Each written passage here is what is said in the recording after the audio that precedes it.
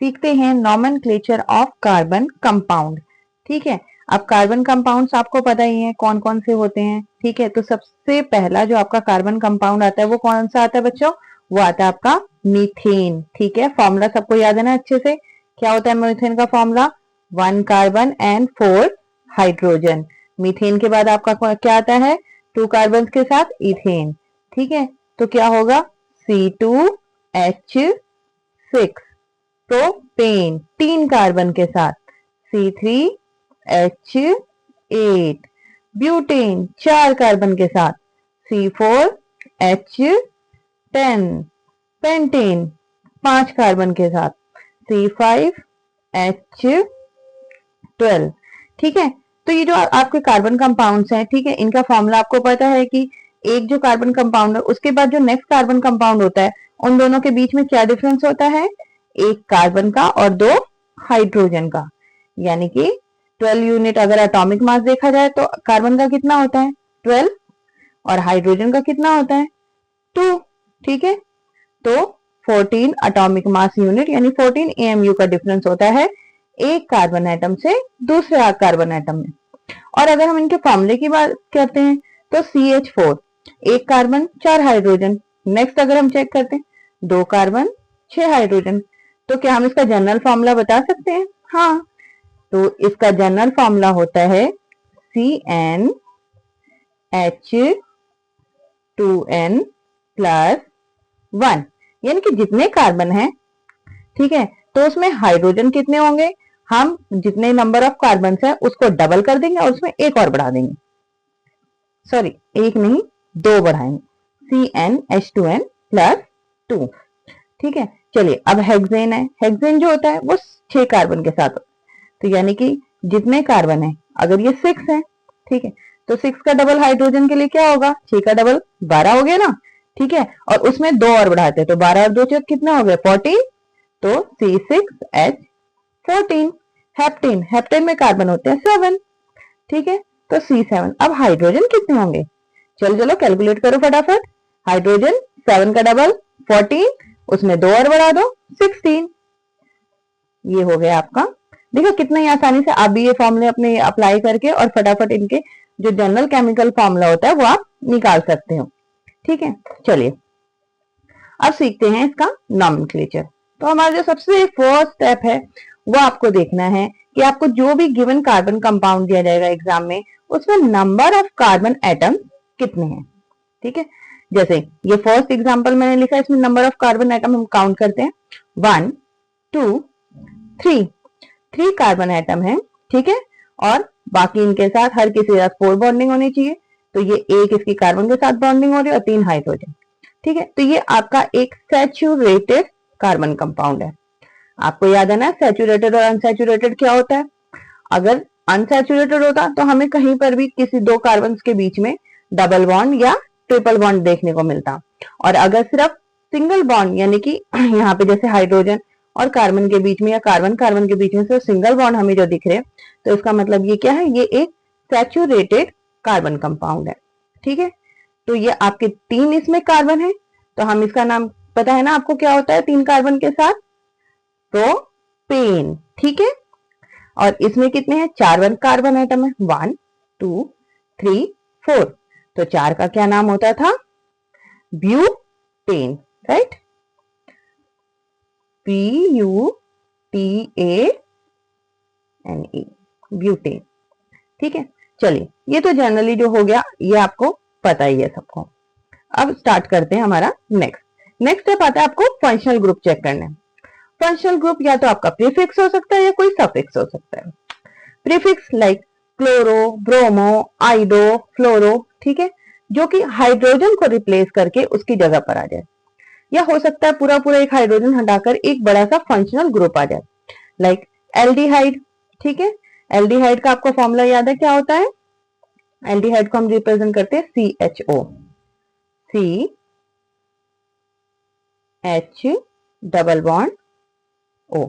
अगर आपको लास्ट में इस तरह का ग्रुप दिख रहा है अपने कार्बन पे तो वो क्या होगा?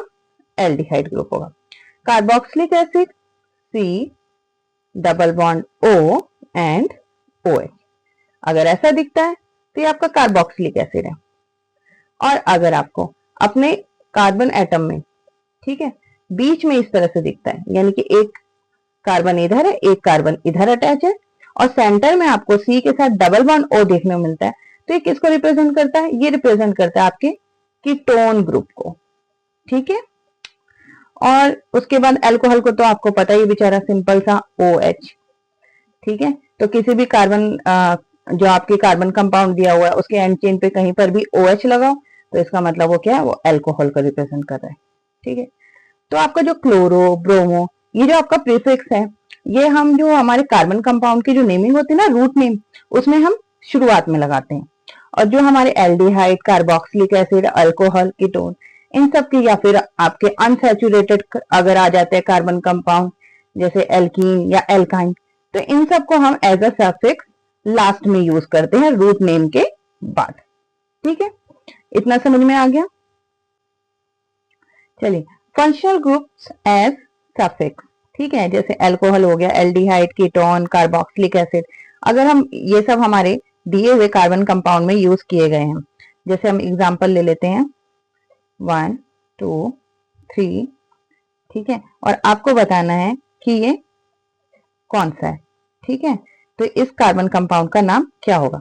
देखो, मैंने ये पूरा कार्बन कंपाउंड का स्ट्रक्चर, अगर आप चाहो तो ये देखो, इसको आप करोगे, एक इस कार्बन के साथ एक बॉन्ड बना है, ठीक है, टेट्रावेलेंसी होती है, 3 हाइड्रोजन हम यहाँ लगा देंगे। सेंटर वाले कार्बन में डबल बॉन्ड वो ऑक्सीजन के साथ बना रहा है और अपने नियर वाले कार्बन के साथ सिंगल बॉन्ड बना रहा है, ठीक है। तो इसके 4 टेट्रावेलेंसी कंप्लीट हो गई। अब ये लास्ट वाला कार्बन, इसमें भी एक बॉन्ड है, तो 3 रह गए, तो वो 3 हाइड्रोजन के साथ अपने आप को कंप्लीट करेगा, ठीक है। तो अब इसमें हम चेक करते हैं हमारे नंबर ऑफ कार्बन एटम कितने हैं, 1 2 3, ठीक है। तो 3 कार्बन एटम है, यानी कि ये किस में आता है? हमारा प्रोपेन में, ठीक है। बट अगर आपका सेंटर में कार्बन हो, ठीक है, और उस पर डबल बॉन्ड O है, ठीक है, सेंटर में है बेटा, एंड पर नहीं है, ठीक है, सेंटर में, तो कीटोन यही होता है। कीटोन का ग्रुप कभी भी, ठीक है, एंड पे यानी कि फर्स्ट पे कभी भी, या फिर लास्ट कार्बन एटम पे कभी भी अटैच नहीं होता, ये हमेशा आपको सेंटर पर ही मिलेगा। तो इसका मतलब ये हमारा कीटोन ग्रुप है, तो इसका नाम क्या होना चाहिए था? प्रो, ठीक है, इसमें ई हटाना है, तो प्रो पेन लिखोगे, ई को हटा के आप क्या लगाओगे? ONE, तो इसका नाम क्या बन जाएगा? प्रोपेनॉन। सॉरी, मेरे पास स्पेस कम है, मैं यहां पर लिख देती हूँ फिर से, प्रो पेन में ई डालेंगे हम, ई को डिलीट करके क्या लिखेंगे कीटोन के लिए? ONE, तो ये क्या बन जाएगा? आप प्रोपेनॉन, ठीक है। अगर हम यहाँ पर एक और मान लीजिए, ये C डबल बॉन्ड O है, ठीक है, CH2 CH3, ये आपका एक कीटोन ग्रुप नहीं माना जाएगा, ठीक है।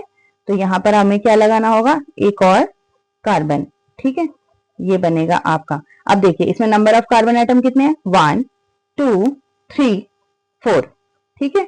और जो हमारा डबल बॉन्ड O है वो आपका फर्स्ट या लास्ट वाले कार्बन पे नहीं लगा हुआ, बीच में लगा हुआ। बीच में वो यहां पर भी लग सकता था, यहां पर भी, लेकिन इस पर या इस पर नहीं लगेगा, ठीक है। तो ये किसको रिप्रेजेंट कर रहा है? ये कीटोन ग्रुप को रिप्रेजेंट कर रहा है।